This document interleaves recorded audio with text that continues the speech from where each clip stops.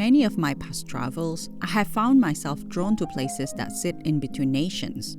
And while researching where to go next in Estonia, I became more and more curious about border towns, places that exist at the edge of two worlds. Somehow, that curiosity has led me here to Narva, a city in the far east of Estonia, right on the border with Russia, and one of the most Russian-speaking places in the European Union, with around 95% of residents speaking Russian. When I told a few locals in Tallinn that I was coming here, their reactions were mixed. Some seemed surprised, others questioned why.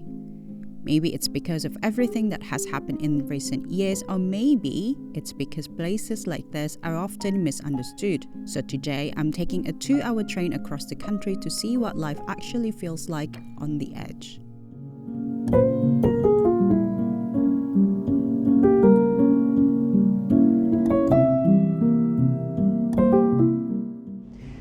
Good morning from Tallinn train station. So I am leaving the city today, unfortunately, heading east towards Narva, which is a city right at the border to Russia.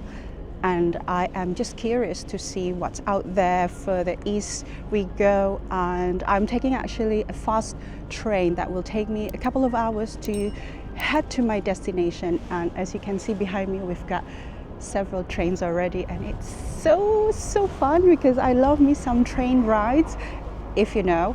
And I had pre-booked my train ticket online previously, so yeah, I'd like to show you a bit the train station, because I think it's a straightforward train station that very easy to navigate yourself around.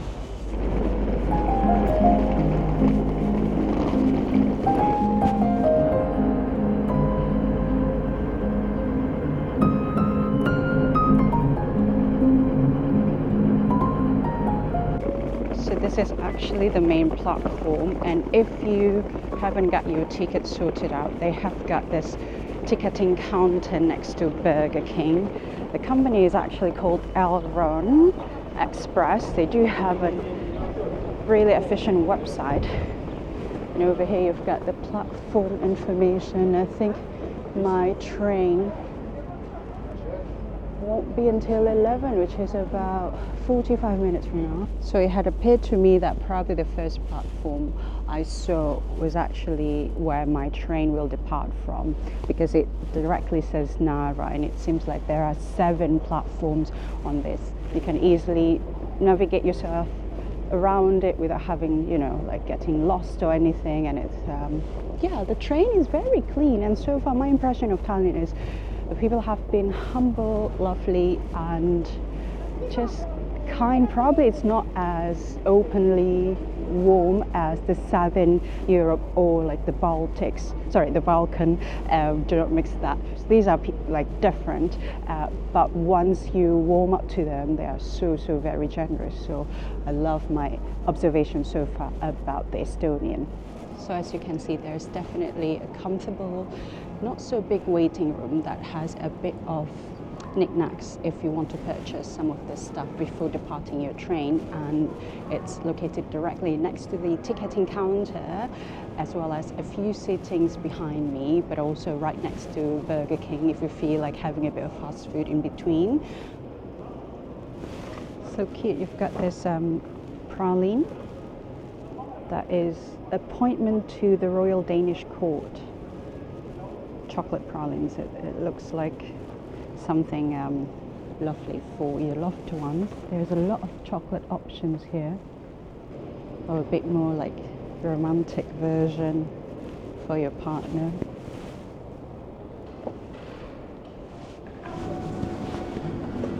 There's also this kiosk that I probably would be more interested in purchasing, like some sandwich to go.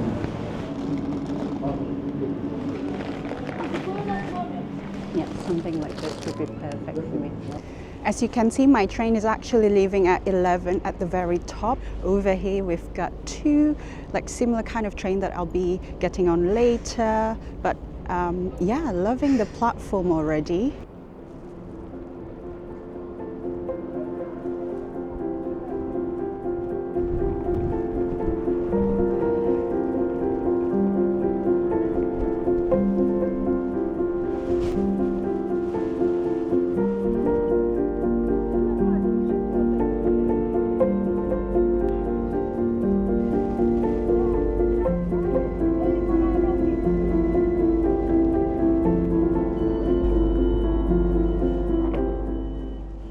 just going to walk to the end of it. Perhaps it will have a bit more space. So I think there is no reserved seat. You just have to pick one of the seats that works for you, because obviously this is like a fast train, a couple of hours, and so far it's been so incredibly comfortable and spacious. And I think that's what I love about least populated countries. You don't have to fight your way around your seat. So this is my ticket that I have purchased online, and it says 16 euros including VAT. I feel like whenever I travel to a new country, and especially a country where people are so much more reserved, I'm so mindful to not make a scene with my vlogging, and I'm trying to be so discreet. But even then, sometimes I feel like so self-conscious. Looking forward to, I don't know, something about probably the cold wind and just the nerve and excitement at the same time. I am looking forward to arrival in a new destination, whilst at the same time passing through like this probably gorgeous Estonian countryside.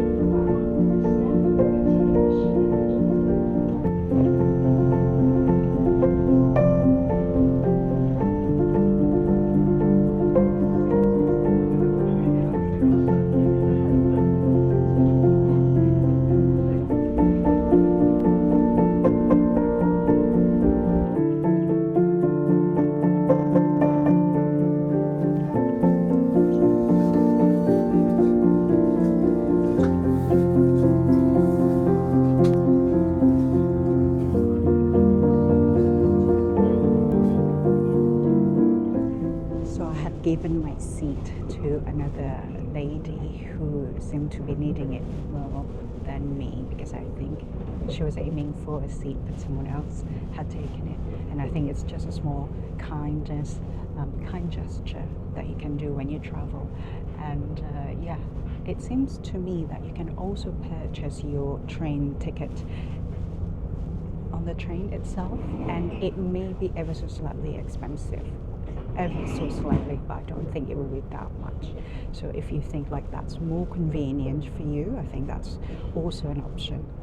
I was just saying that how there are just endless amount of space and forests, lots of trees, and just really sparsely populated houses in this towns and probably villages that we have passed by. But because the snow is fully covered, it looks like an absolutely beautiful winter wonderland.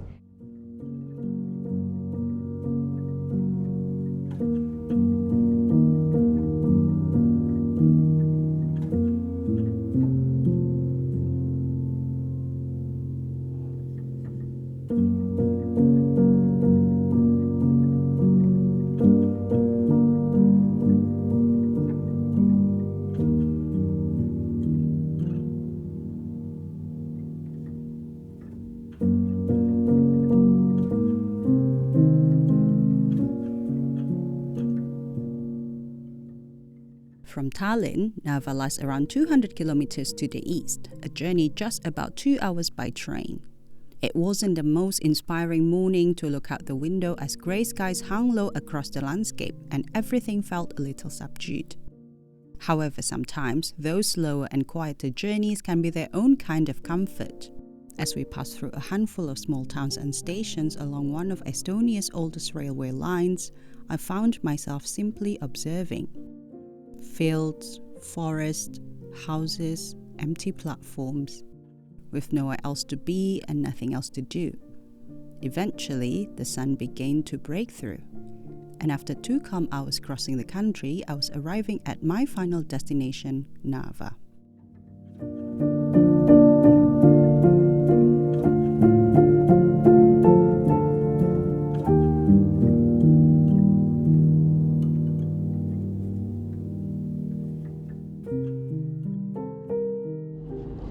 Well, we finally made it to Narva after a couple of hours being on that train. At one point, it feels a bit muggy in terms of the air inside of that, but yeah, it was a straightforward journey, nothing exciting. It was quite flat and everyone was just busy on their phone these days, aren't they? So there's not much, to be had apart from overlooking the views, and especially with the complete covered snow landscape, it's actually beautiful.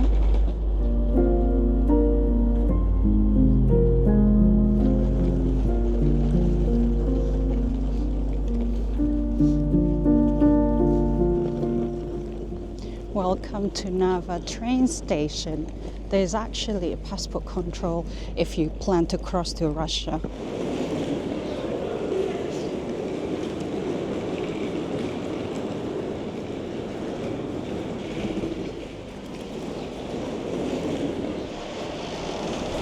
Wow.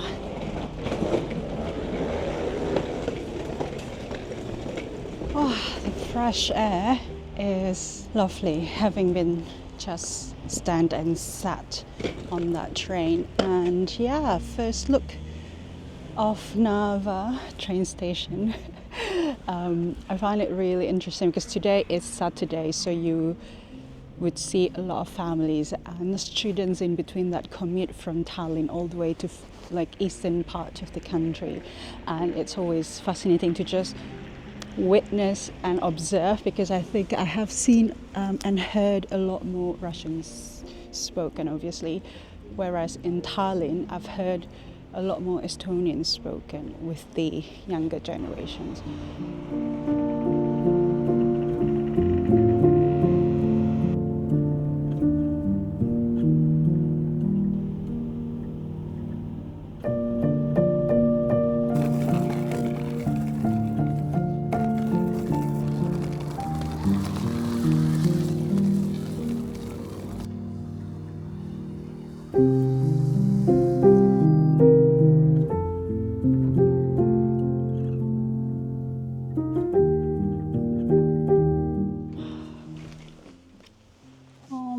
God, I have finally made it. I was checked in by Alexey, which is the owner of this rustic apartment, but I love how it's so cozy, like typical Soviet kind of apartment that has not been redone, but there's this charming feeling to it, so I'm just quite chuffed. But even Alexey was asking, do you speak Russian? I mean, in Russian, and I said, "Нет." And I think often language barrier is the reason why probably I had not getting the opportunity to have some sort of interactions. So I'm so looking forward to actually be guided tomorrow and the day after in Narva, because I had contacted my guide through Narva Tourism and they were so excited, and yeah, I'd be looking forward to explore this part of the world, because often when there's a place in the border, you always try to figure out how do they identify themselves.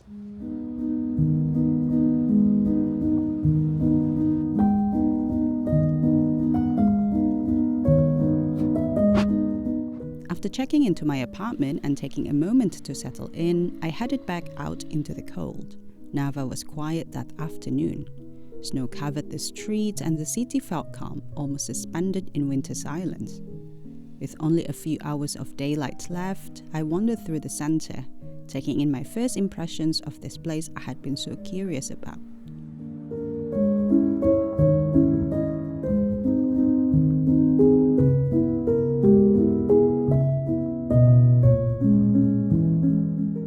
But before anything else, there was one thing I've learned to prioritize when traveling alone: food. So I made my way to the local supermarket to stock up for the next few days. It may seem like a small thing, but in a new city, buying groceries and unpacking your things can be the quickest way to feel grounded.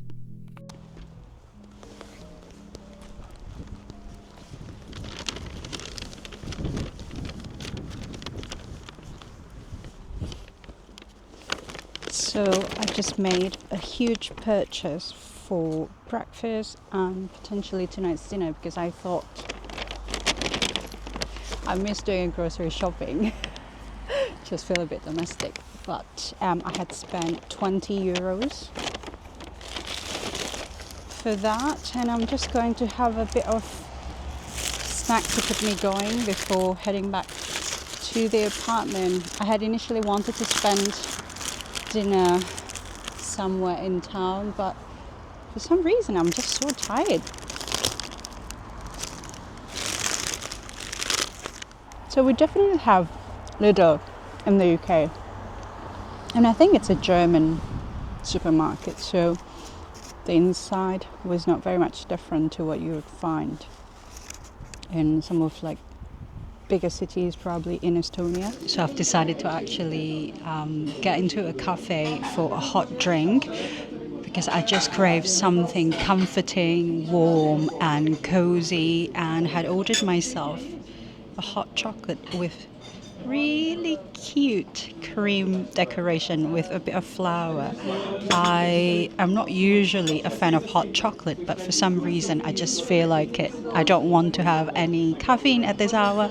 But yeah, I think I'm going to say thank you so much for watching today's episode, and I hope that you enjoyed my best attempt in capturing my travels. I can't wait to read your comments and also see you again next time. Bye!